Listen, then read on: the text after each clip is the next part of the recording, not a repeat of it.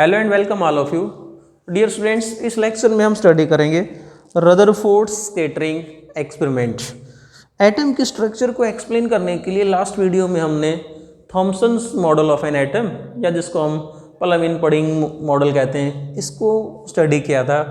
और वहाँ पर हमने ये देखा था कि जो थॉमसन मॉडल है वो large angle of scattering why some alpha particles are scattered by large angle, इस चीज़ को एक्सप्लेन करने में थॉमसन मॉडल फेल हो गया था। तो यहाँ पर देखो रदरफोर्ड स्कैटरिंग एक्सपेरिमेंट क्या है। इस एक्सपेरिमेंट को समझने के लिए पहले अल्फा पार्टिकल्स की बात करते हैं कि व्हाट आर अल्फा पार्टिकल्स। यदि हम हीलियम न्यूक्लियस की बात करते हैं then we know that helium nucleus के अंदर क्या क्या होगा। Helium nucleus have 2 neutron and 2 proton. इसका मतलब helium nucleus have 2 unit positive charge. Helium nucleus पे 2 यूनिट क्या होता है पॉजिटिव चार्ज, और मास कितना होगा, it has 4 unit of mass. Helium nucleus have 4 unit mass and 2 unit positive charge, right? So we can say that alpha particles are positively charged particle and they have 2 unit positive charge. So हम ये कह सकते हैं कि alpha particle के पास में क्या होता है, they have 2 unit positive charge and 4 unit of mass. This is alpha particle. अब क्या है रदरफोर्ड स्कैटरिंग एक्सपेरिमेंट, ये बात करते हैं कि रदरफोर्ड स्कैटरिंग एक्सपेरिमेंट क्या है। रदरफोर्ड ने अपने एक्सपेरिमेंट में, यहाँ हम समझते हैं this is source of alpha particle and it may be any nuclei which emit alpha particle. तो बहुत सारे रेडियो एक्टिव एलिमेंट ऐसे होते हैं जो अल्फा पार्टिकल्स को एमिट करते हैं। रदरफोर्ड के एक्सपेरिमेंट में जो सोर्स ऑफ अल्फा पार्टिकल था वो ले रखा था एलिमेंट कौन सा था, bismuth. This was the source of alpha particles, right. अब क्या किया रदरफोर्ड ने, source of alpha particle, this is source of alpha particle, और इस सोर्स को एक लेड की कैविटी में इस प्रकार से एक कैविटी लेते हैं, उसके अंदर रखा और इस कैविटी में यहाँ पर क्या कर दिया, एक नैरो होल, एक बारीक छेद कर दिया जिसमें से अल्फा पार्टिकल निकल के आते हैं। अब इन अल्फा पार्टिकल्स के एक फाइन बीम बनाने के लिए, एक पैरेलल बीम बनाने के लिए we use a collimator. This is a collimator which makes a fine beam of these alpha particles. उसके बाद में ये अल्फा पार्टिकल आते हैं, यहाँ पर हमारे पास में क्या है, एक सर्कुलर स्क्रीन है, और ये जो स्क्रीन है this is coated with zinc sulphide, या यूँ कह दें कि ये हमारे पास में जिंक सल्फाइड की ये स्क्रीन है, right. This is the screen of zinc sulphide, जिसको हमने यहाँ पर, दिस इज गोल्ड फाइल। ये जो सीट यहाँ पर रखी हुई है ये किसकी है, गोल्ड की सीट है, और इसकी थिकनेस कितनी है, 2.1 इंटू 10⁻⁻7 मीटर। मतलब इतनी पतली सीट है कि यदि हमारी नोटबुक का जो पेपर होता है उसकी जो साइज है that is nearly equal to 10⁻⁴ metre, और ये सीट कितनी है, इसकी थिकनेस 10⁻⁻7 मीटर। तो आप आइडिया लगा सकते हैं कि गोल्ड फाइल जो यहाँ पर ले रखी है, गोल्ड की जो पतली सी सीट ले रखी है उसकी थिकनेस पेपर की थिकनेस से कितनी कम होगी, 10⁻³ टाइम्स और कम कर दें, राइट। मतलब 1000 गुना और पतली, इतनी पतली ये गोल्ड की सीट है। क्या किया, अब यहाँ से अल्फा पार्टिकल्स को, this is source of alpha particle, alpha particles को इस गोल्ड फाइल सीट पे बम्बार्ड करते हैं। उसके बाद में ये अल्फा पार्टिकल इस गोल्ड फाइल से स्ट्राइक करने के बाद में these are scattered in various direction, अलग अलग डायरेक्शन में फैल जाते हैं, कुछ इधर चले गए, कुछ इधर, कुछ इधर, कुछ इधर, जैसे मैंने यहाँ पर दिखा रखा है। दिस इज द कैविटी, जिसके अंदर हमने सोर्स ऑफ अल्फा पार्टिकल रखा हुआ है, अल्फा पार्टिकल निकल के आते हैं। This is gold foil sheet, ये गोल्ड फाइल सीट है। इस गोल्ड फाइल सीट से स्ट्राइक करने के बाद में these are different direction in which these alpha particles are scattered. अब this is the direction of, initial direction of alpha particle, right. अब यहाँ से अल्फा पार्टिकल कितने कितने एंगल पे फैल जाते हैं, जिसको हम क्या कहते हैं, एंगल ऑफ स्केटरिंग कहते हैं, राइट। सपोज कोई अल्फा पार्टिकल यहाँ से थीटा एंगल पे इस डायरेक्शन में आ गया, then theta is angle of scattering, right. This is zinc sulphide screen. अब क्या होता है, जब अल्फा पार्टिकल इस जिंक सल्फाइड स्क्रीन को स्ट्राइक करते हैं तो वहाँ पर ब्राइट स्पॉट प्रोड्यूस होता है, और इस ब्राइट स्पॉट को हम सिंटिलेशन बोलते हैं। ब्राइट फ्लैशेज और scintillation are produced on this zinc sulphide screen. अब ये पता करने के लिए कि कितने एंगल पे और कितने अल्फा पार्टिकल, मतलब number of alpha particle versus angle of scattering, count करने के लिए हम क्या करते हैं, वी यूज ए माइक्रोस्कोप। और इस माइक्रोस्कोप को इस जिंक सल्फाइड स्क्रीन के चारों तरफ रोटेट करवाते हैं, और साथ में क्या काउंट करते हैं, number of alpha particle and angle of scattering. With the help of microscope हम यहाँ से दो चीज़ें काउंट करते हैं, नंबर ऑफ अल्फा पार्टिकल और दूसरा angle of scattering, that is कितने एंगल पे कितने अल्फा पार्टिकल स्कैटर्ड होके आते हैं, इनको काउंट किया।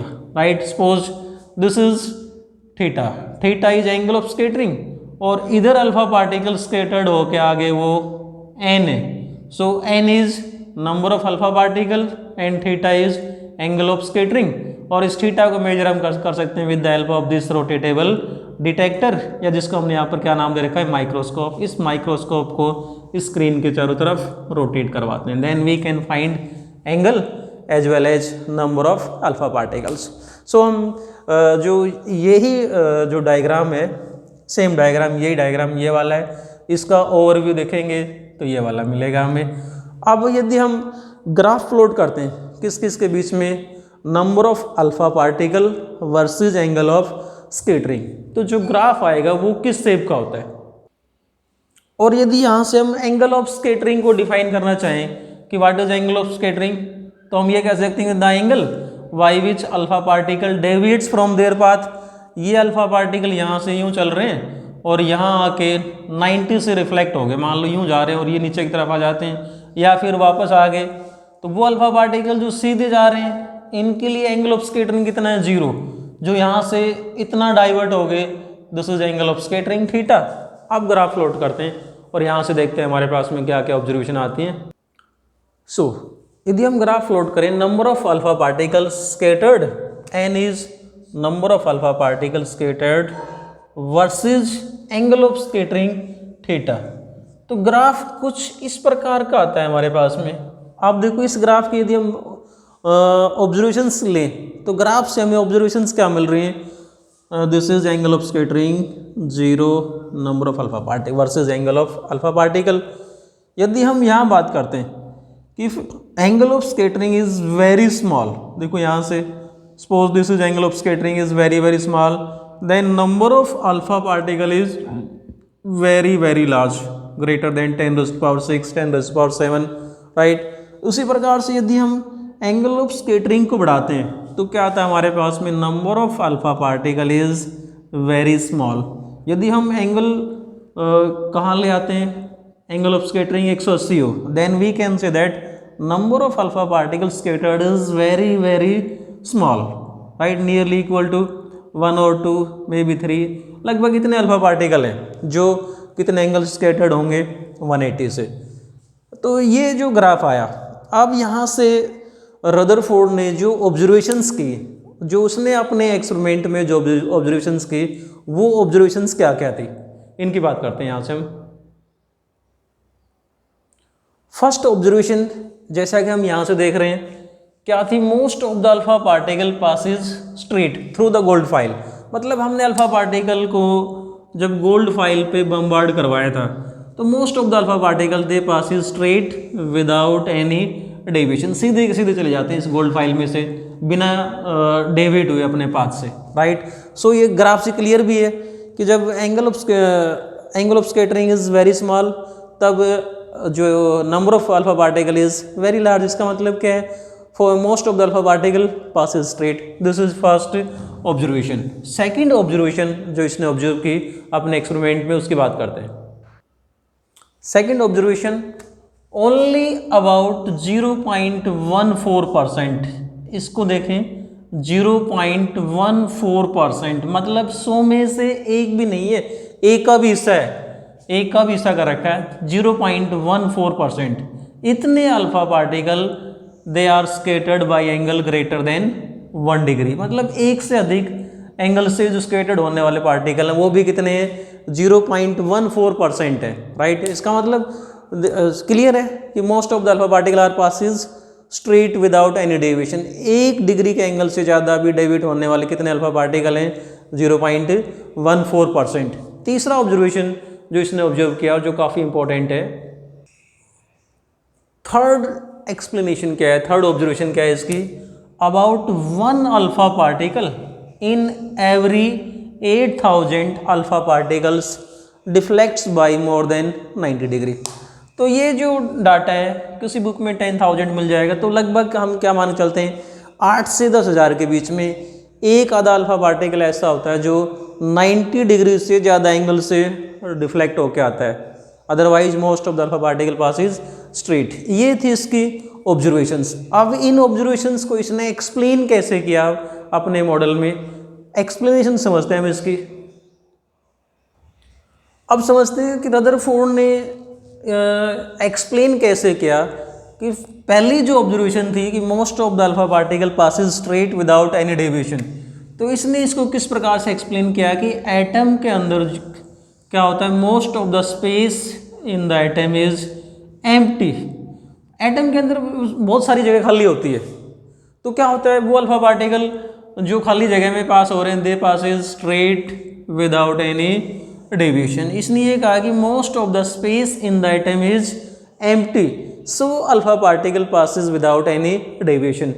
अब ये जो हम थॉमसन मॉडल की बात करते हैं, तो थॉमसन मॉडल में हमने क्या पढ़ा था कि एटम के अंदर एटम का पूरा मास और पूरे का पूरा पॉजिटिव चार्ज यूनिफॉर्मली डिस्ट्रीब्यूट होता है। थॉमसन ने क्या कहा, नहीं इस प्रकार से नहीं है, एटम के अंदर मोस्ट ऑफ द स्पेस क्या होता है that is empty, most of the space in the atom is empty. और इसने ये कहा कि ये इस प्रकार की सिचुएशन हो सकती है जैसे हम मान लो हम किसी खेत की बात करते हैं और खेत की रखवाली के लिए उसके चारों तरफ तार लगा देते हैं, तारों की एक बाड़ कर देते हैं खेत की रखवाली के लिए। अब क्या हो यदि हम यहाँ से हाथ में पत्थर लेके और इस खेत में फेंकेंगे तो क्या होगा, जो स्टोन है इन तार में से पार होकर खेत में चले जाएंगे, राइट। यदि मान लो हम इमेजिन करें कि एक खेत है उसके हमने चारों तरफ तार की जो वायरिंग कर रखी है और बीच में खाली जगह, एक तार यहाँ लगाया, ये एक तार है, फिर ये दूसरा वायर, फिर तीसरा वायर, बीच में खाली जगह पड़ी है। अब यदि कोई बच्चा खेत से बाहर खड़ा हुआ अपने हाथ में पत्थर लेके खेत की तरफ पत्थर फेंकेगा तो क्या होगा, सारे के सारे पत्थर हो सकता है कि सीधे इस खेत में चले जाएं, क्योंकि सारे बीच में जगह क्या है, खाली है। तो इसी प्रकार की सिचुएशन यहाँ पर है कि most of the space in the atom is empty, so alpha particle passes straight. अब कुछ अल्फा पार्टिकल अपने जो ये कहते हैं कि अपने ओरिजिनल पाथ से 90 डिग्री से ज़्यादा एंगल से डेविएट हो जाते हैं, और एक आधा अल्फा पार्टिकल ऐसा होता है विच रिट्रेस इट्स पाथ, जो अपने पाथ पे वापस आ जाता है। इस कंडीशन को, इस सिचुएशन को एक्सप्लेन करने के लिए रदरफोर्ड ने क्या कहा कि जो यदि हम अल्फा पार्टिकल की बात करते हैं तो अल्फा पार्टिकल जो होते हैं they are nearly 7000 times more massive than electrons. Alpha particle का जो मास है वो इलेक्ट्रॉन के मास से लगभग 7000 गुना ज़्यादा है। और इसके एक्सपेरिमेंट में ये अल्फा पार्टिकल की काइनेटिक एनर्जी की बात करते हैं, तो इनकी काइनेटिक एनर्जी क्या होती है, kinetic energy of alpha particle is very heavy. So इसका मतलब क्या हुआ, यदि हम अकेले इलेक्ट्रॉन्स की बात कर रहे हैं या अकेले प्रोटॉन्स की बात कर रहे हैं तो एक एक इलेक्ट्रॉन या एक एक प्रोटॉन अल्फा पार्टिकल्स को इतना अधिक अपने पाथ से डेविएट नहीं कर सकता कि वो वापस आ जाएं, क्योंकि अल्फा पार्टिकल क्या काफ़ी तेज़ी से मूव कर रहे हैं। इलेक्ट्रॉन या एक अकेले प्रोटॉन की तुलना में बात करते हैं तो अल्फा पार्टिकल्स के these are very heavy, these are mass of alpha particle is 7000 times massive than more massive than electrons, so these can not be deflected by electrons. So इसने यहाँ से क्या कहा कि एटम के अंदर काफ़ी स्ट्रॉन्ग फोर्स और होता है जो अल्फा पार्टिकल को डिफ्लेक्ट कर सकता है। There is some more strong force which can deflect alpha particle. तो यहाँ से रदरफोर्ड ने न्यूक्लियस की डिस्कवरी की। यहाँ से हमारे पास में क्या टर्म आई, न्यूक्लियस, कि there is nucleus in the atom. और इसने ये कहा कि एंटायर पॉजिटिव चार्ज, मतलब एटम के अंदर जो टोटल पॉजिटिव चार्ज है, entire positive charge must be concentrated in a very small space, must be concentrated in a very small space, जिसको हम क्या कहते हैं, न्यूक्लियस कहते हैं, राइट। यहाँ से न्यूक्लियस की डिस्कवरी हुई। अब यहाँ से अल्फा पार्टिकल्स के पाथ को, या यूँ कह दें कि इनके ट्रेजेक्ट्री को एक्सप्लेन करने के लिए रदरफोर्ड ने किसकी हेल्प ली, इसने हेल्प किया इनको with the help of coulomb force of interaction, with the help of coulomb force of interaction. किस किस के बीच में, अल्फा पार्टिकल, और अल्फा पार्टिकल पे चार्ज कितना होता है, 2 unit positive charge. Alpha particles have 2 unit charge. और यदि हम यहाँ से क्या कहा इसने कि एटम के अंदर क्या होता है, न्यूक्लियस, न्यूक्लियस के अंदर क्या होता है, पूरे का पूरा पॉजिटिव चार्ज। अब न्यूक्लियस अपने एक्सपेरिमेंट में रदरफोर्ड ने जो एटम ले रखे थे वो किसके थे, गोल्ड के। गोल्ड के लिए जो एटॉमिक नंबर होता है Z = 79। सो हम ये कह सकते हैं कि यहाँ पर गोल्ड के न्यूक्लियस पे जो चार्ज होगा, अगर मैं ये मान लेता हूँ let Q1 is charge on alpha particle and it is equal to 2e, Q2 is charge on the nucleus of gold atom, तो Q2 कितना होगा, Ze। सो अल्फा पार्टिकल और न्यूक्लियस के बीच में जो कूलम्ब फोर्स आएगा उसकी वैल्यू क्या होगी, Coulomb force F is equal to 1/4 pi epsilon naught Q1 Q2 upon square of distance. So we can say that F is equal to Q1, पहले हम बात करते हैं 1/4 पाई एप्सिलॉन नॉट, Q1 किसके बराबर है, 2e, इंटू Q2 किसके बराबर है, Ze अपॉन में square of distance, where r is distance of alpha particle from the nucleus. Suppose this is the nucleus और ये कोई अल्फा पार्टिकल यहाँ पर है, then this r is distance between alpha particle and nucleus.